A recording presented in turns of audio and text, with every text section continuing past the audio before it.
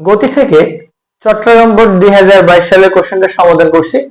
বেগ সময় লেখচিত্রে দুইটা গাড়ির গতিবেগ দেওয়া আছে, অর্থাৎ বেগ সময় লেখচিত্রে প্রথম গাড়ির জন্য ও এ বি এবং দ্বিতীয় গাড়ির জন্য এই সিডি রেখা দেওয়া আছে।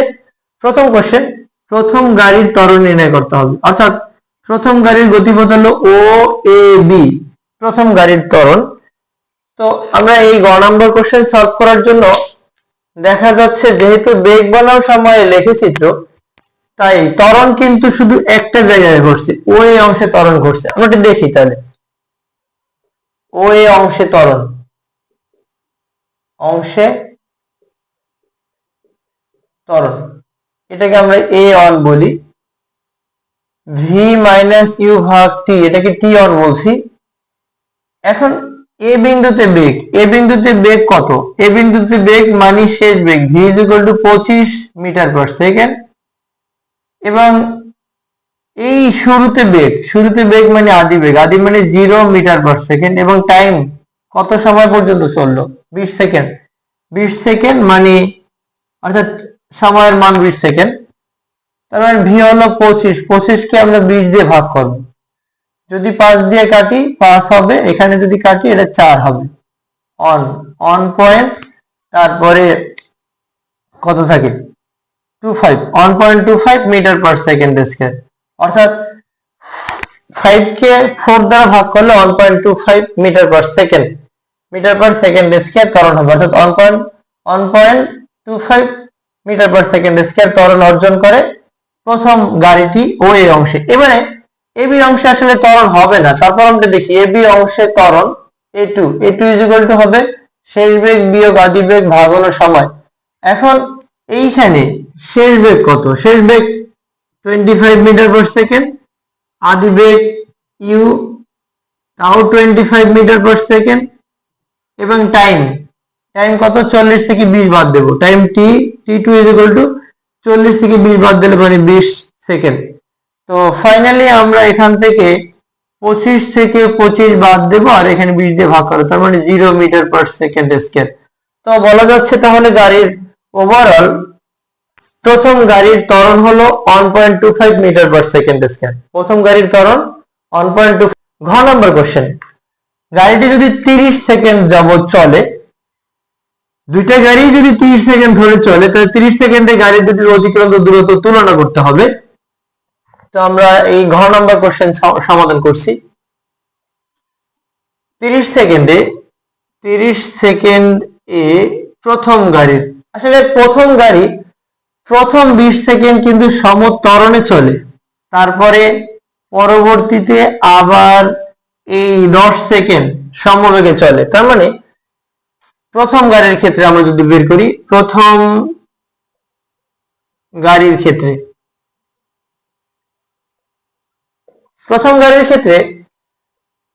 ও এ অংশের দূরত্ব, ও এ অংশের দূরত্ব, এটা আমরা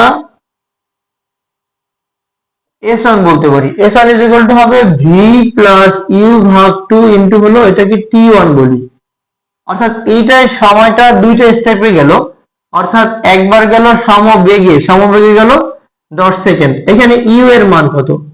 শুরু থেকে যাত্রা শুরু করলে মূল বিন্দু থেকে এটা হলো 0, এবং ভি এর মান এখানে কত বেগ অর্জন করলো? 25 মিটার পার সেকেন্ড, এবং টাইম টি1 কত সেকেন্ড পর্যন্ত চললো?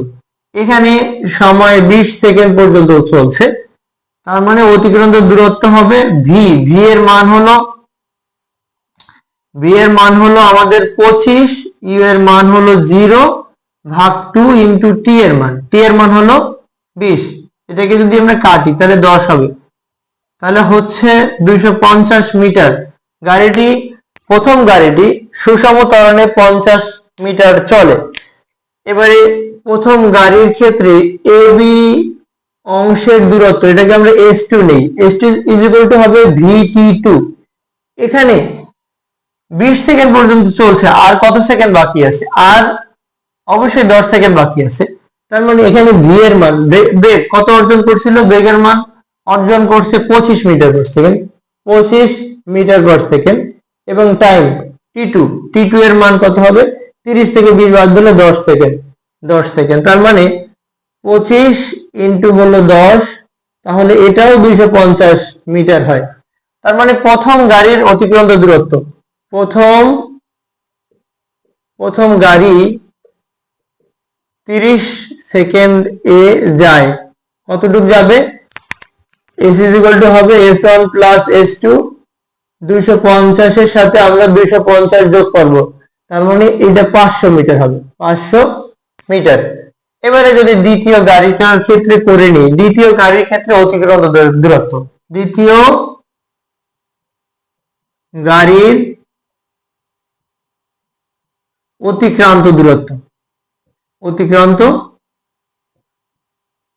দূরত্ব s2 আমরা সোজা সাপটার কথা আমরা এটাকে s প্রাইম বলতে পারি s প্রাইম ইকুয়াল হবে v প্লাস u ভাগ 2 ইন্টু শুধু t বলছি কেননা এখানে t এর মান তো 30 সেকেন্ড একটা স্টেপে গেল u এর মান হলো 40 v এর মান 0 t এর মান হলো 30 তো এখানে 0 40 ভাগ 2 ইন্টু t এর মান হলো 30 যদি এটা আমরা কেটে দেই 15 4 15 60 অর্থাৎ 600 মিটার দূরত্ব অতিক্রম করে। তো তাহলে দেখা যায় যে s প্রাইম গ্রেটার দ্যান হলো s দ্বিতীয় গাড়িটি অর্থাৎ সিডি পথে চলমান যে গাড়িটি সেই গাড়িটি 30 সেকেন্ডে বেশি দূরত্ব অতিক্রম করবে